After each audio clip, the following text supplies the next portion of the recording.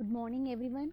Myself Vineetha. I'm from CSM department. Now, I would like to teach the object-oriented programming through Java subject. So, in that subject, I'm taking the concept called recursion.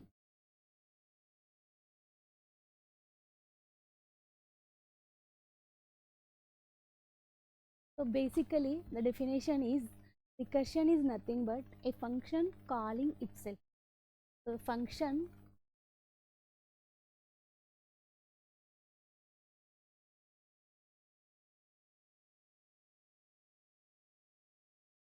itself. So, what is function actually? Function is a block of a code, block of a reusable code. So, it is used for the particular task. So, generally functions are used for the modularity concept. So, a function calling itself is known as the recursion. So, recursion, so we have mainly two cases in recursion, base case and recursion, recursion, recursive case. So, base case is used to stop the recursion. Recursive case is, so it is perform the recursion task. So, generally where it will be useful. So, we have the concepts called quicksort, mergesort, backtrack and divide and conquer. So, all these concepts, underlying concepts used is recursion. So, recursion is nothing but a function calling itself. So, generally in programming language, recursion is, so I'll take one example of factorial program so that I'll explain. So, first I'll explain applications where the recursion is actually used. So, so in recursion, so we have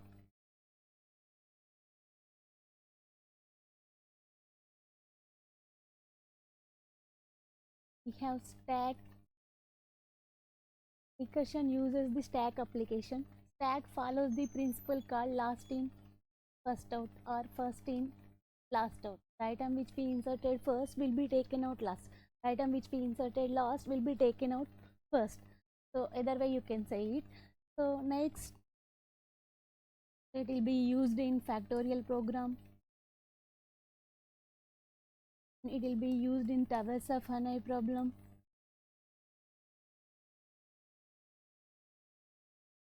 And it is also used in mergesort, quicksort,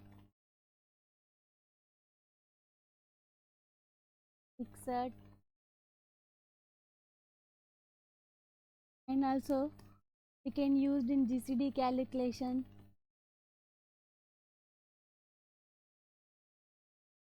And we have graph traversals like in order, pre-order, post-order, graph traversals, in order, pre-order, post-order. So in all the cases we can use the recursion concept.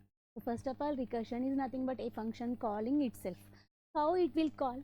So when it will stop, so whenever a function called, the system automatically will create a stack. So stack will works on a principle called last in first out. So based on that, the recursion will work. So we have numerous examples for the numerous examples where we can use recursion. Now we'll pick one, we'll see. So what will happen? So let us consider factorial problem. So what is actually factorial problem? How we'll calculate factorial problem? Suppose I want to calculate 5 factorial. So generally how I will do? 5 into 4 into 3 into 2 into 1. So this is what I can do, right? So what is the value of 5 factorial? So it is 120. How we are getting 120? So in order to calculate 5 factorial, what we are doing? 5 into, what is this actually? 4 factorial. So 5 into 4 factorial. Suppose again we need to calculate what? Again we need to calculate 4 factorial. So how we will calculate 4 factorial? So again 4 factorial is nothing but 4 into 3 factorial. Again 3 factorial. So again 3 factorial, how we will calculate? 3 into 2 factorial. So actually the recursion applies where, suppose if I given a problem, every sub problem is same as a given problem. So in that case we'll definitely use the recursion. So recursion generally useful to divide the task and solving the problem. So how we'll divide? Suppose if a given problem consists of suppose we are given a problem, again that problem will divide into sub problem. That sub problem is similar to the given problem. So generally recursion is useful when we apply recursion is applied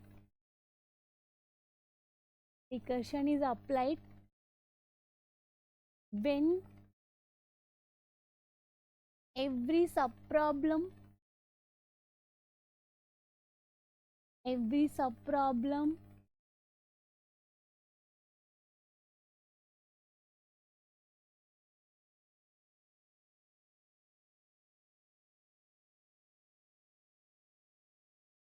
every sub problem is same as given problem. Every sub problem is same as given problem. Suppose, so given calculate 5 factorial. So in order to calculate 5 factorial, what we need to do? 5 into 4 factorial. 4 factorial is a sub problem. This sub problem is similar to again calculating the factorial problem. The main task is same as subtask. So but the thing is that we are dividing into subtask. So for a given problem, if we divide it into sub problem, every sub problem is same as a given problem, then that case we'll apply recursion. The basic concept is that basic thing we need to understand here. So that so for example, we'll take, suppose we have a piles of book. So now I want to pick the last book. So in order to pick the last book, what I need to do? I need to remove the first book, second book, third book, fourth book. So these are the steps to remove the last book. So in order to remove the last book, first we need to remove all the books on the top of that books. So these are all some steps to achieve the last, to go to the last book. So every sub step we are taking, that is similar to the picking. So first what we need to do? We need to pick the last book. So directly we are not going to pick the last book. We are picking what? We are removing on top of whatever the books having, that we are picking. So we are taking the steps. What we need to do? Actual problem is picking book. To solve that problem, again we need to pick some more books. So this is nothing but every sub problem is same as a given problem. So for example, so the very classical problem is towers of Hanai. So what is towers of Hanai problem? So will be given 3 poles A, B, C. So A is given, so we are having 3 towers. On towers we have rings with a different size.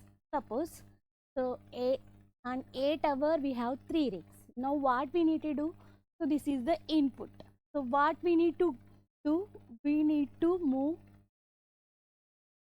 move all these 3 rings to the C tower. So here this is given. Now I need output as, so every time, so in order to remove this last ring, what we need to do? We need to ring the top rings. So every sub problem is same as a given problem. So in that case we'll use recursion. So I hope things will be clear here where actually recursion applies. So in order to remove the last ring, what we need to do? We need to remove the before rings. So in order to solve the nth problem, first what we need to do? We need to solve n-1 problems. So in our suppose if I remove and applied here, again if I remove and applied here, so what will happen? One ring will be there. So where we need to, so here auxiliary tower is given. So this is an intermediate tower. So where intermediate tower, so where we can use, so in between we can extend. So at a time one ring has to be taken out. So whatever the rings that are given in that on the tower, that should be transferred to another tower. So this is actually towers of an eyebrow. So here how we'll understand how we need to apply the recursion problem. See, by simply seeing here, so in order to remove the nth ring, so first we need to remove on top of the rings. So in order to touch the ith ring, so before I minus 1, I minus 2, I minus 3 rings has to be moved. So this is nothing but, so to same similar as we have a piles of books. So in order to remove the last book, what we need to do, we need to remove on the top of the books whatever we have. This is similar to, suppose we have given a problem, we are dividing into sub problem, the sub problem looks similar as a given problem. So in that case we'll use recursion. So things will be clear. Now I am going to explain one program on recursion. So let us take the factorial program. So now I'll write the code and I'll explain step by step how to trace the program. So here, so let us take, so we have main,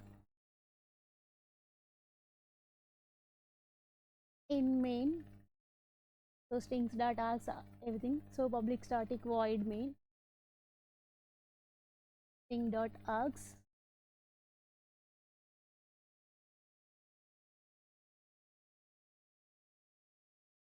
string dot args, suppose, so we are calling, so we are taking a number, so let us take n value as a 5 equals to 5. So now I am calling the function call fact of 5. So I am assigning this into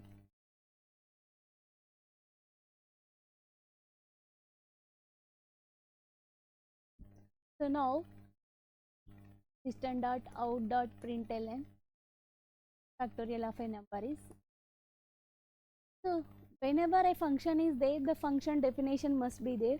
Now I am writing, see here we are calling a function. So whenever we call a function, the control automatically will search for the function definition. So now I am writing, so let us take this class is a factorial class. So in the class itself I am writing what function int fact. So what we are passing here, n, if n equals to 0,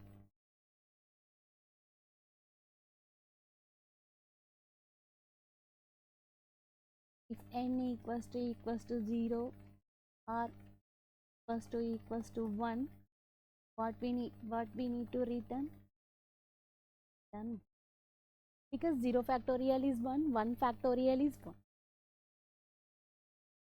Suppose, or else what we need to do, so here I am writing recursion. Recursion is nothing but a function calling itself. So here factorial return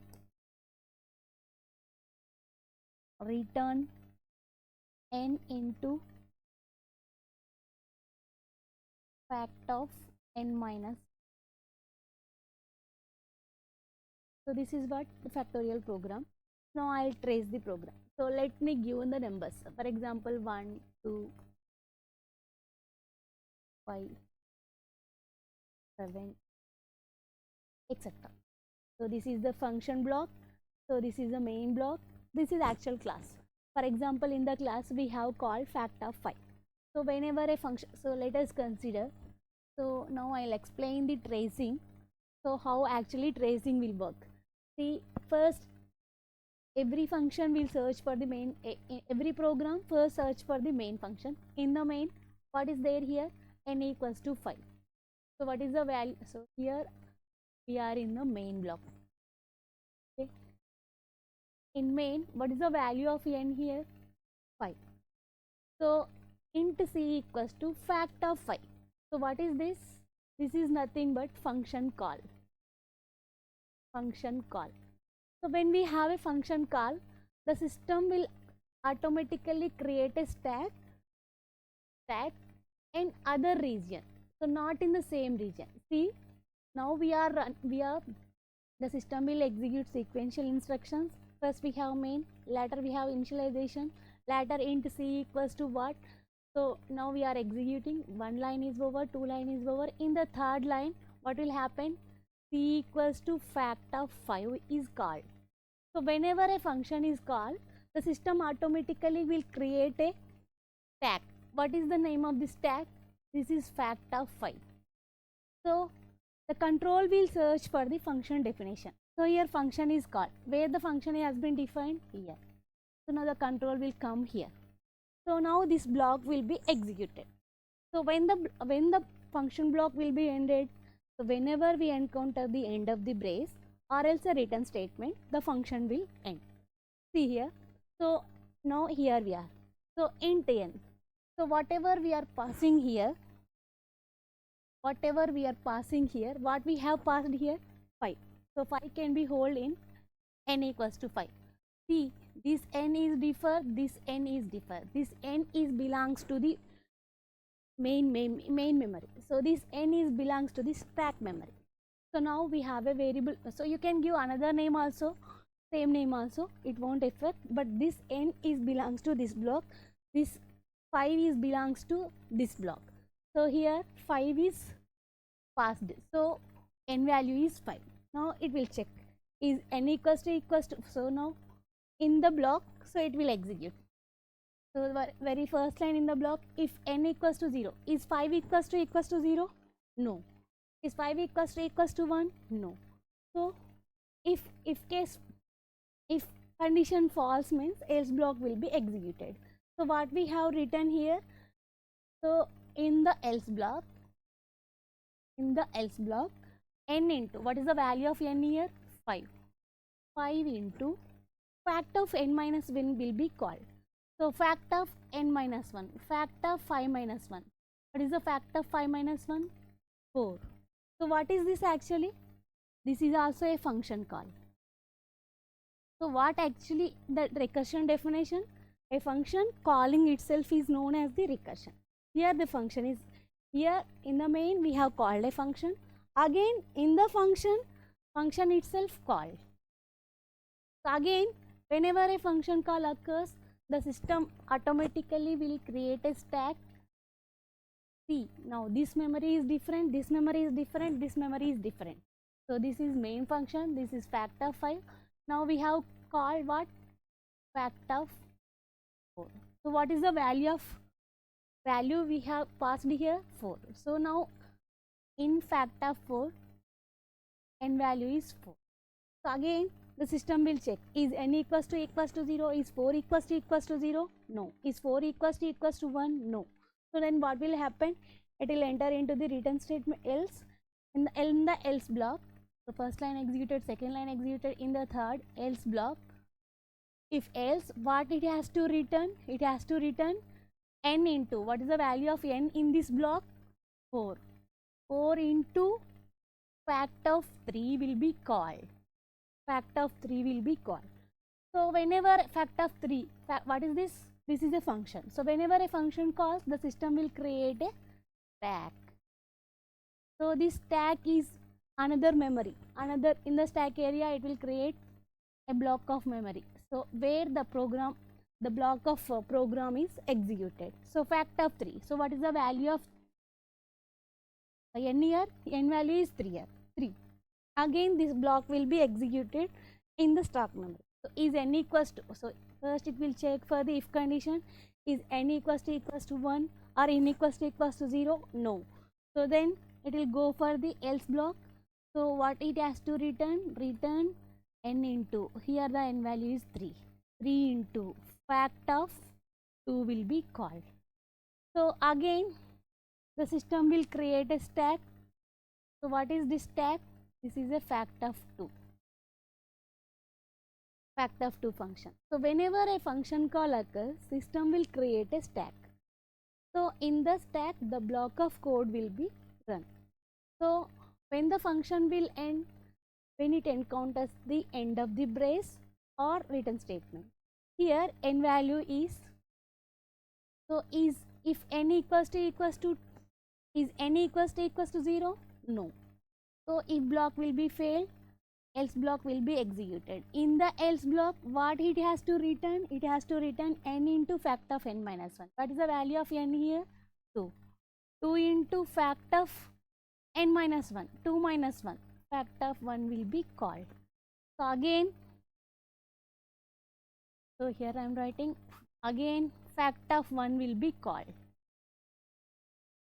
Okay. So what is the value of n? N equals to 1. So again a stock will be created. In the stack the block of factorial program will be run. So what is this block? Again this one line, second line, if block will be executed. Is n equals to 1? Yes.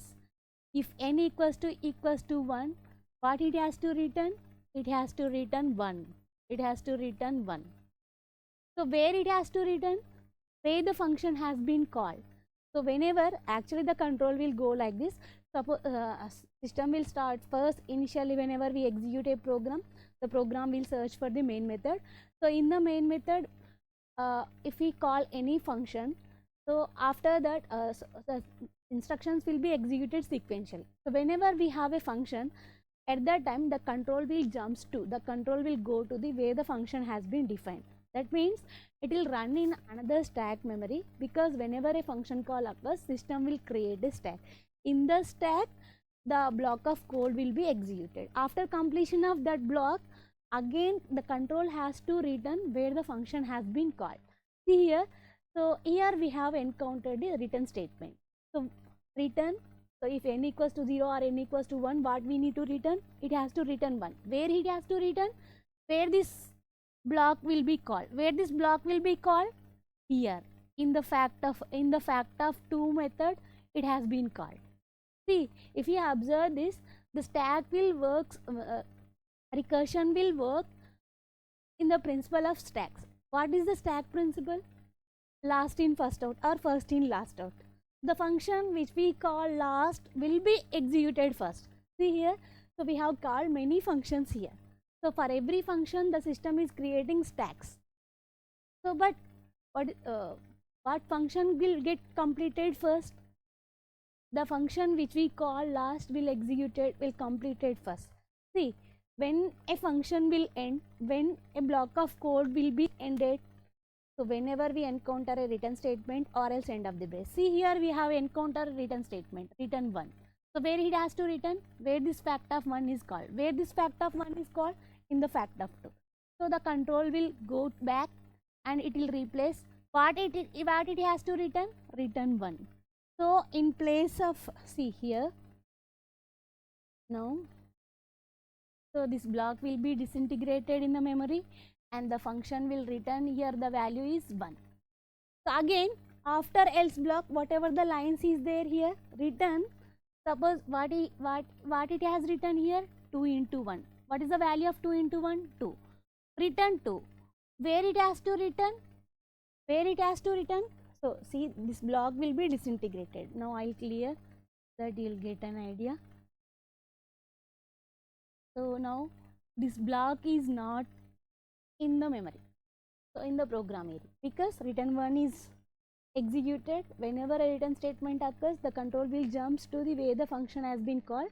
So fact of 1 is being called in fact of 2 function, so it will return here again return 2 into 1.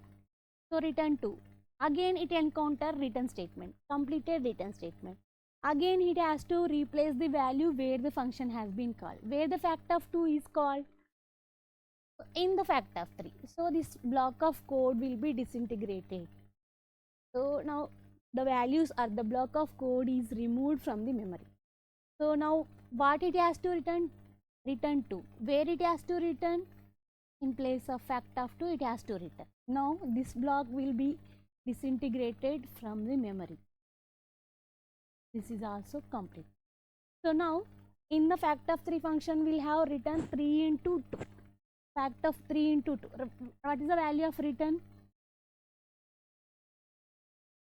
Taken razor instead. So return 3 into 2. So return the value is 6. Where it has to return? Where it has to return? Where it has been called, factor of 3 has been called in factor 4 function. So it has to replace, in place of factor of 3 we need to replace what, 6. Now this block, whenever a function completes or it's ended, means the entire block will be disintegrated from, removed from the memory. Clearing this also. Factor of 3 is also completed and factor of 3 value is returned here. So again after 4 into 6, 24. So return 24. Where it has to return? Actually it is in the factor 4. Where factor 4 is called? And factor 5. So what is the value of factor 4 here? 20. So now this block will also disintegrated from the memory.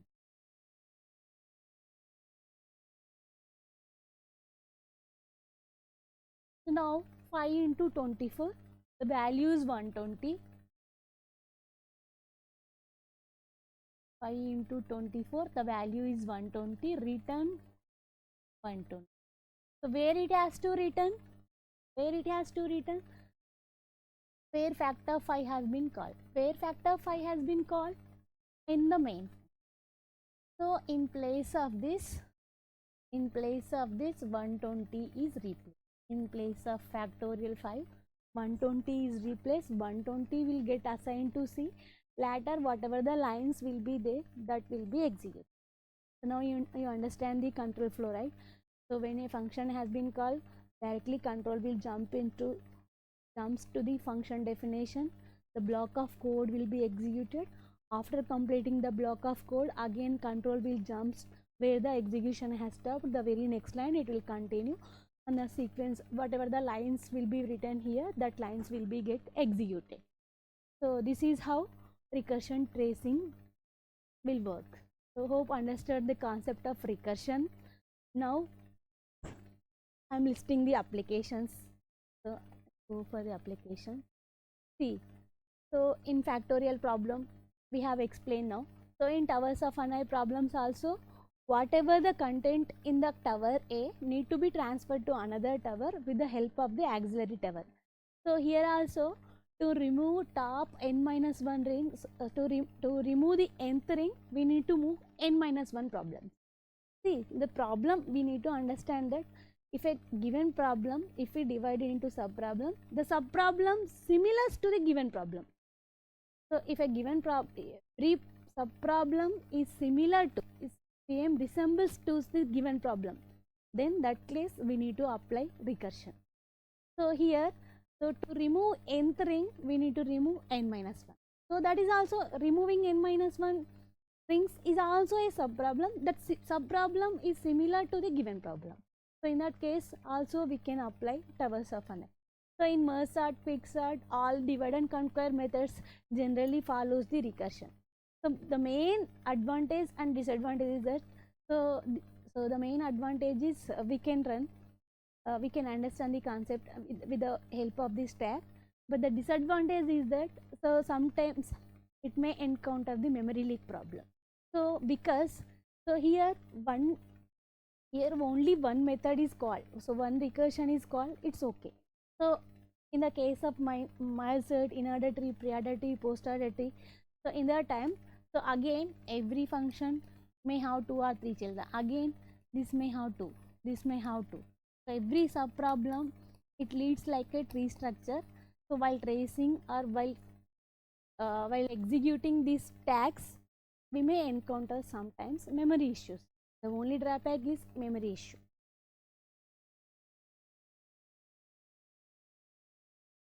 So GCD calculations also. So how we calculate actually GCD?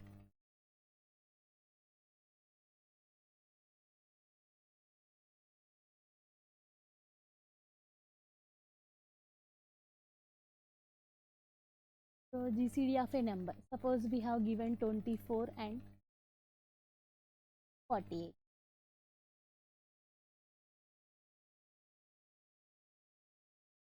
And 32. So what is the GCD of a number? How we'll do generally? So GCD is nothing but, so whatever the number smaller, you take it as a divider, and whatever the number is bigger, that you take as a dividend. So 24 once 8. Again, now this is divisor, now it will act as a dividend. So 8 3 is a 20. So what is the value of GCD here? So sometimes you may study like this in your elementary classes. 24 30. So is 24 is divisible by 32? No. So can 32 can be divisible by 24? Yes. 24. So till, so if the remainder comes, again we need to divide with this remainder with another number. So 8 3 is a. So we need to continue this process. So if we get remainder, we need to divide with remainder with this number. Suppose if we get this side, we need to divide with this side. So if we get remainder this side, we need to divide with the number. So finally we have a one number. So that number is nothing but GCD. GCD is nothing but greatest common divisor. The number which we can divide both, the number is 8. So through 8 we can divide 24, through 8 we can divide 32.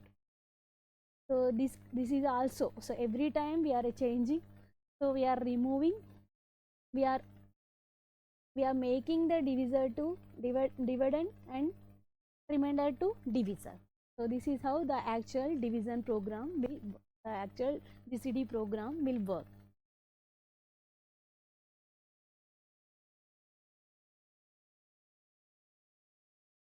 Next, so in graph traversals, in order, pre-order, post-order.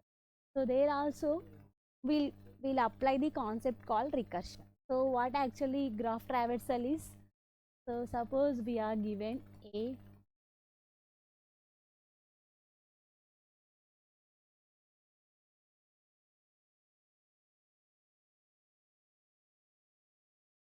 so what is the in order traversal?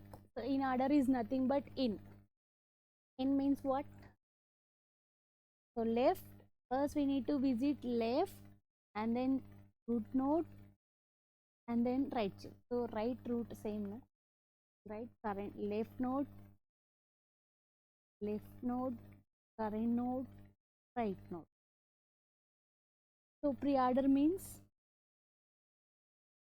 current node, left node, right node. Post order means left, right. So now we'll traverse the tree. See, first in order traversal, first we visit left side. Suppose we are given a tree. Again, this is nothing but a subtree we have given. Again, see, so what is the main concept of recursion? When we need to apply recursion, every sub problem is similar to the given problem, then we need to apply the recursion. See here, first we are applying on root node. So on root node we have applied recursion. So in the again we'll having left subtree, right subtree, root node. So again we'll first in order traversal, first what we need to visit, left side we need to complete, right? So now we'll come to the left, again we'll apply in order traversal of left subtree. So on left subtree, again it is current node, this is left node, this is right node. So again we need to apply on D, left subtree, right subtree, current node. So again in order traversal of D. So again for D, is there any children? No. So we'll visit D, left subtree over, current node B, right subtree E. Once we finish this left subtree, so who is the parent of this left subtree? A. So current node, left subtree completed. After completion of the left subtree, we need to visit the root node or current node. After that, we need to get to the right subtree. So again in the right subtree we have a again tree structure. Again same problem. So in order traversal of this subtree, again on C, if we go, again we need to go to the F. Is there any children to the F? No. So left right completed means visit root node, left completed. So who is the root, who is the parent of F? C. Visit C. Who is the right child of C? G. Completed. This is in order traversal. Now pre-order traversal. Pre-order means the name itself saying that we need to visit the root node first, current node first. Whenever we traverse A, visit current, complete left. Left means D, again E, E. After completion of current left, we'll go to the right. Right C. Again on C we need to apply pre-order traversal. C, F. So this is pre-order traversal. In post-order traversal, left, right, current node. First we need to complete left subtree, right subtree, and then root. So if you apply post order on this tree, so post order traversal on A node, first we need to complete left subtree, right subtree, and then root. See, first left subtree. Again in the subtree, if you apply post order traversal on B, again it will check for the left subtree. Is there any left subtree here? No. So this is root node must be visit. D, left, right, E. So left subtree completed, right subtree completed. The very next node is parent node or current node or root node. What is the root node? E, E, B. Next, left completed. Now we need to move right. So for right subtree also we need to take the root node, left child, right child. So first we need to complete left child, right child, and then root node. So left completed, right completed, the actual root. So for these type of programs, we'll apply recursion. Hope you understand the concept clearly. So I had explained recursion tracing, what is recursion, where we apply recursion, applications of recursion, and some more examples, factorial program on how to trace the recursion. Hope things will be clear. Thank you. Thank you all.